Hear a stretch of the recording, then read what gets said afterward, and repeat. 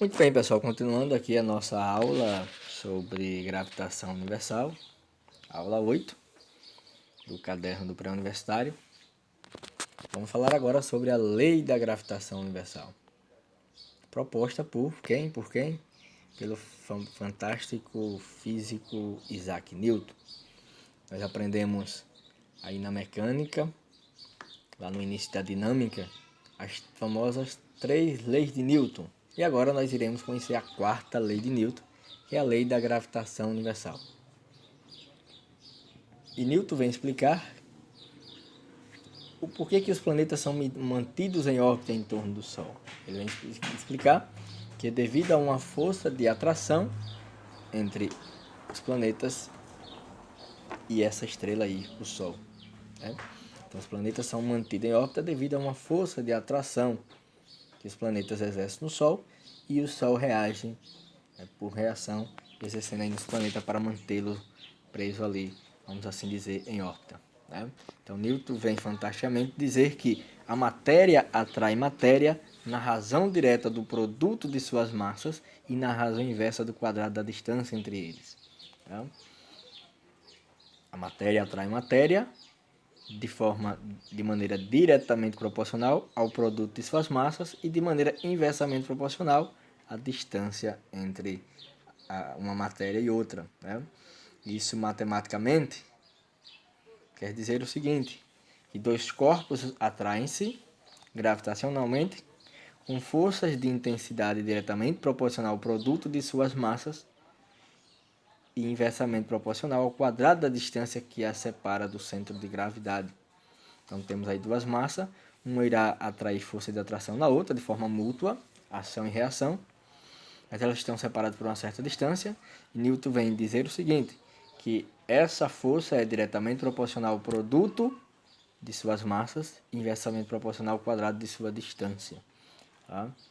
Está aí matematicamente narrado a lei da gravitação universal, a 4ª lei de Newton.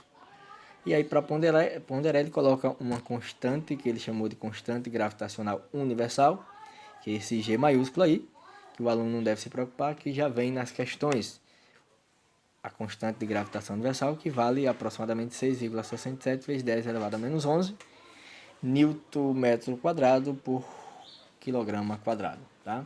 Então o aluno não deve se preocupar com essa constante. É só substituir os dados na famosa fórmula aí da lei da gravitação universal, que calcula a força gravitacional entre as matérias, também entre os astros, os planetas e as estrelas. Vamos a um exemplo. A questão diz, determine a força de atração entre o Sol e a Terra em termos de 10 elevado a 22 newton. Sabendo que a massa da Terra aí eu retirei os dados, a massa da Terra, 6 vezes 10 elevado a 24 kg. A massa do Sol, 2 vezes 10 elevado a 30 kg. Chamei de MT a massa da Terra, MS a massa do Sol.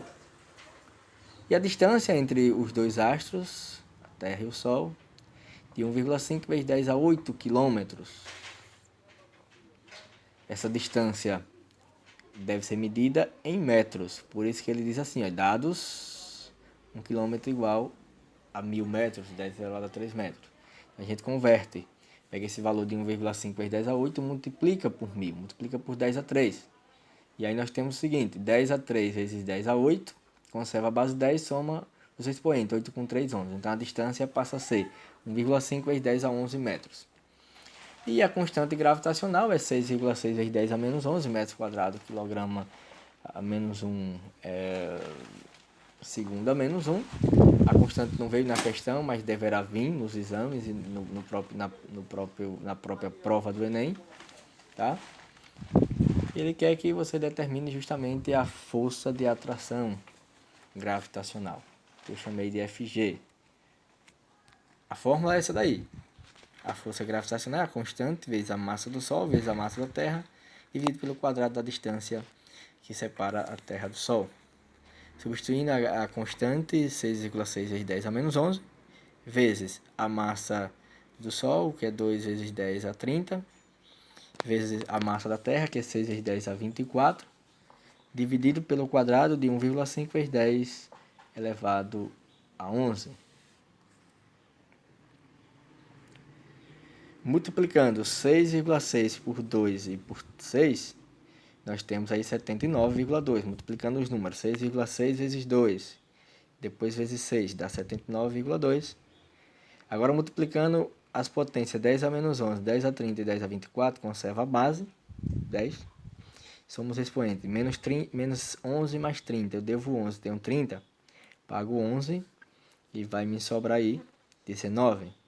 Tenho 19 mais 24, 43. Então, 79,2 vezes 10 elevado a 43, a multiplicação aí dos valores do numerador. E 1,5 ao quadrado vai dar 2,25. 10 elevado a 11 elevado a 2, conserva a base 10, multiplica os expoentes, 2 vezes 11, 22. Então, 1,5 vezes 10 a 11 ao quadrado vai dar 2,25 vezes 10 elevado a 22. Dividindo 79,2 por 2,25 vai dar justamente 35,2.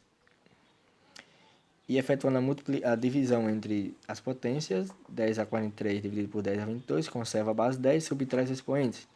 43 menos 22, 21. Então, a força gravitacional, 35,2 vezes 10 a 21. Se nós deslocarmos a vírgula para frente, teremos 3,52. Como deslocou uma casa, 10 a 1. 10 a 1 com 10 a 21 vai para 10 a 22. Então, a força gravitacional entre a Terra e o Sol vai ser justamente de 3,52 vezes 10 elevado a 22 Newton.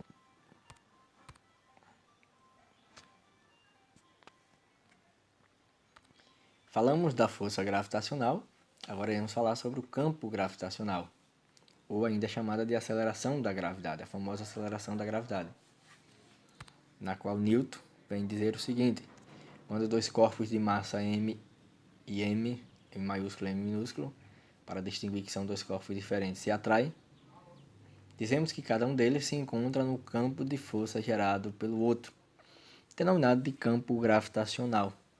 Assim sendo, eles irão adquirir a aceleração da gravidade, chamada de G minúsculo. Então, Newton vem dizer o seguinte: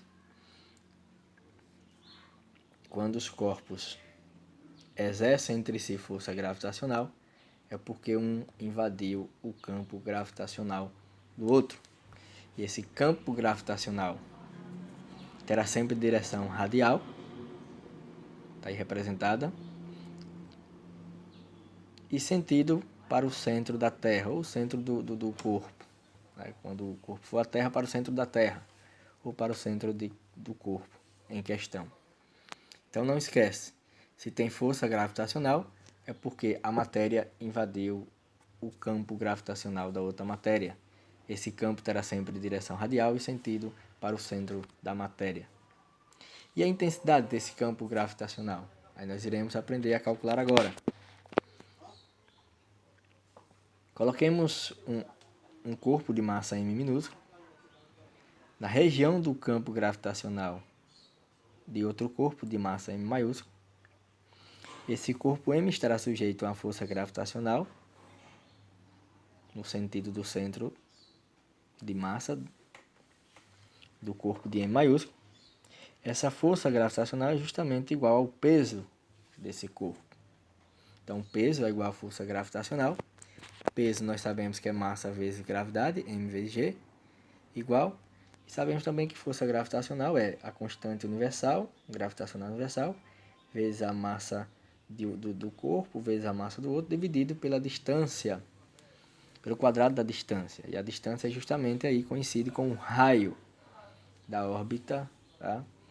Desse corpo de massa m maiúsculo. Agora, eliminando m minúsculo com m minúsculo, sobrou apenas g minúsculo igual a g maiúsculo vezes m sobre o quadrado de r. Então, essa é a fórmula para calcular o campo gravitacional. Lembra-se que g maiúsculo é a constante gravitacional universal, que tem um valor já tabelado. G minúsculo é a aceleração da gravidade ou o campo gravitacional, que para calcular nós iremos pegar a constante, multiplicar pela massa e dividir pelo quadrado da distância, quadrado de r, nesse caso aí. No entanto, se o corpo estiver fora da órbita, cuidado, a fórmula é a mesma, porém o campo será externo. Nós iremos pegar g e multiplicar por m, mas aí a distância não será mais apenas r, será r mais a altura que o corpo está da órbita, então r mais altura, tá? Então, lembra desse detalhe aí. Vamos a um exemplo, na qual a questão diz assim: um dos significados mais significativos da lei gravitacional universal é a possibilidade de se calcular a massa da Terra. Sendo g 6,6 vezes 10 a menos 11, tá vendo que a constante ela é tabelada, já existe um valor fixo. A gravidade da Terra é 9,8 metros por segundo ao quadrado, módulo da aceleração da gravidade da Terra. E o raio médio da Terra é 6,3 vezes 10 a 6 metros. Determine assim a massa da Terra. É possível, através da fórmula da gravitação universal, aliás, da gravidade, do campo gravitacional, é possível sim calcular a massa da Terra. Retirei os dados, está aqui os dados. Constante 6,6 vezes 10 a menos 11. Gravidade da Terra 9,8. Raio da Terra 6,3 vezes 10 a 6. Vamos calcular a massa. É só substituir aí na fórmula do campo gravitacional. G minúsculo igual a G maiúsculo vezes M dividido pelo quadrado de R. Substituindo G minúsculo, nós temos 9,8. Substituindo G igual G maiúsculo 6,6 vezes 10 a menos 11 vezes M maiúsculo, a massa da Terra não sabemos, repete M. Tudo isso dividido por 6,3 vezes 10 a menos 6 ao quadrado, que é o quadrado do raio. Muito bem. Então, nós temos, fazendo meio pelos extremos aí, ó, nós temos 1 vezes, porque abaixo do 9,8 não tem número, então tem 1. 1 vezes 6,6 vezes 10 a menos 11 vezes M maiúsculo é 6,6 vezes 10 a menos 11 M maiúsculo, igual 9,8 vezes o quadrado de 6,3 vezes 10 elevado a 6. Então, tá aí. Aí nós temos M igual 9,8 vezes o quadrado de 6,3 vezes 10 a 6. O 6,6 vezes 10 a menos 11 está multiplicando M, passa dividindo. Muito bem. E aí nós temos 9,8 vezes o quadrado de 6,3 vezes 10 a 6 o quadrado de 6,6 é 39,69. O quadrado de 10 a 6 é 10 a 12. Tudo isso dividido por 6,6 vezes 10 a menos 11. Agora, multiplicando 9,8 vezes 39,69, vai dar 388,9. Repete o 10 a 12. Tudo isso dividido por 6,6 vezes 10 a menos 11. E dividindo 388,9 por 6,6, vai dar exatamente 58,93. Dividindo as potências, nós temos 10 a 12, menos, com menos do 11, menos por menos dá mais, 12 mais 11, 23. Então, a massa da Terra, 58,93 vezes 10 a 23 quilogramas. E agora, para encerrar os nossos cálculos de gravitação universal, vamos a um item, uma grandeza que cai bastante no Enem, cai bastante nos exames de física, que é a velocidade de órbita circular de um satélite. Um satélite, ele pode sim orbitar com trajetória circular. Os planetas não. Os planetas, segundo Kepler, verdade absoluta, será sempre órbita elíptica. Mas os satélites, eles irão orbitar com trajetórias circulares e com uma velocidade que a gente chama de velocidade de órbita. Então, o texto diz: um satélite em órbita circular de raio R, em torno de um planeta, a força gravitacional que atua sobre ele é justamente a resultante centrípeta. Então, nós temos o seguinte, ó. Satélite que orbita em torno de um planeta, o planeta Terra, por exemplo, existem vários satélites, se deslocando, orbitando de maneira circular em torno da Terra. Então, a força gravitacional com que a Terra irá atrair esse satélite e esse satélite irá atrair a Terra, essa força gravitacional, coincide com a força centrípeta. porque o movimento é circular, e aí a força será direcionada para o centro, força centrípeta. Então a força centrípeta é igual à força gravitacional. Força centrípeta nós vimos lá no movimento circular, é massa vezes o quadrado da velocidade dividido pelo raio, igual a força gravitacional é G maiúsculo vezes M maiúsculo dividido pelo quadrado do raio. Agora, eliminando M minúsculo com M minúsculo, nós temos que V ao quadrado é igual a G vezes M maiúsculo dividido pelo raio. Como o expoente 2 se transforma na raiz quadrada, então nós temos aí que V será a raiz quadrada de Gm, G vezes M, dividido pelo raio. Então essa é a forma para calcular a velocidade de órbita de um satélite. Toda vez que as questões falar sobre um satélite em movimento, orbitando um planeta, o cálculo da sua velocidade se dará com essa fórmula aí. Vamos ver um exemplo. E devemos lembrar, claro, que essa velocidade será uniforme, todos os satélites se trajetam, orbitam com velocidade circular uniforme. E como a própria fórmula diz, essa velocidade não depende da massa do satélite, e sim apenas da massa do planeta a qual ele orbita. Até porque a massa do satélite é irrelevante, bem pequenininha, vamos assim dizer, em relação ao planeta que ele está orbitando.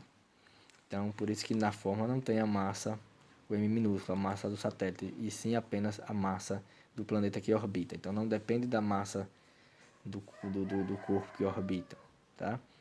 E é uma velocidade constante. Vamos a um exemplo. A questão diz assim: determine a velocidade com que a Lua gira em torno da Terra, e aí a questão está considerando a Lua como sendo um satélite, já que ele orbita com trajetória circular em torno da Terra.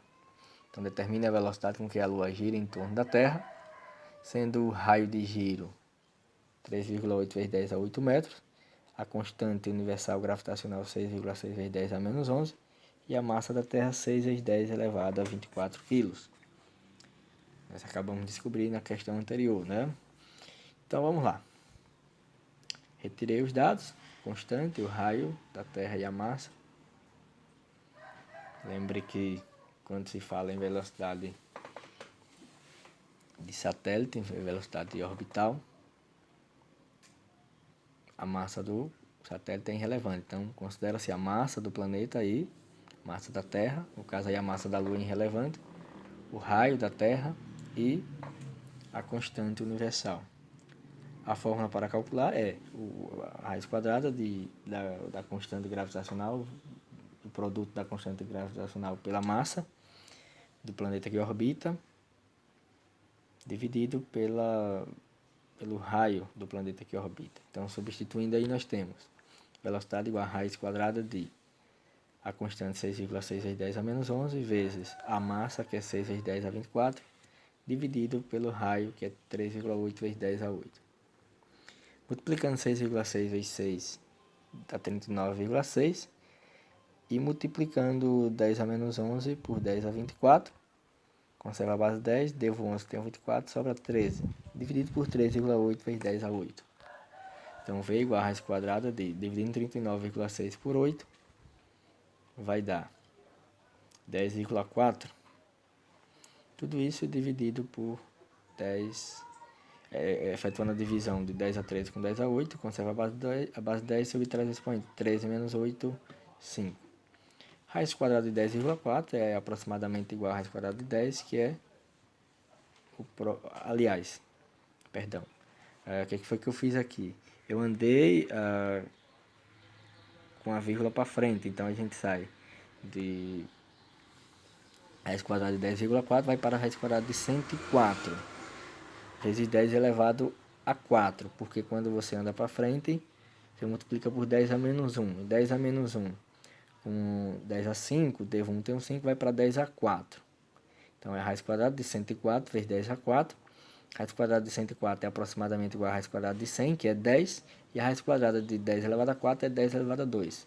Então, nós temos que a velocidade orbital aí da Lua em torno da Terra vai ser de 10 vezes 10 elevado a 2, ou seja, vai ser de 1000 metros por segundo. 1000 metros por segundo. Beleza?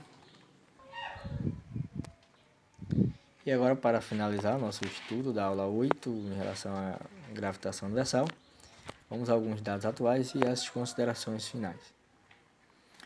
De acordo com as novas regras da União Astronômica Internacional, a UAI, o Sistema Solar tem, a partir de 24 de agosto de 2006, 8 planetas e não mais 9, tá? Cuidado, se atente a isso. A partir de 2006, a União Astronômica UAI determinou que o Sistema Solar ele tem apenas 8 planetas: Mercúrio, Vênus, Terra, Marte, Júpiter, Saturno, Urano e Netuno. E tem também 5 planetas anões.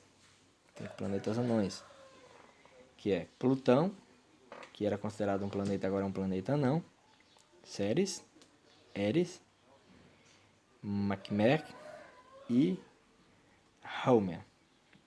Então são 8 planetas e 5 planetas anões. São dados atuais. E satélites estacionários, se cair alguma questão relacionada a satélites estacionários, deverá dizer que são satélites que parecem estar parados, parecem estar estacionados. Isso para um observador na Terra. Por quê? Porque o satélite estacionário ele gira sobre um ponto do Equador com um período de revolução igual ao período de rotação da Terra. Então, como o satélite estacionário ele estará sobre um ponto do Equador, seu giro, a sua revolução terá um período igual ao período de rotação da Terra. Então, é por isso que, visto da Terra, por um observador da Terra, irá parecer que aquele satélite está parado, satélite estacionário, mas ele não está parado. Tá?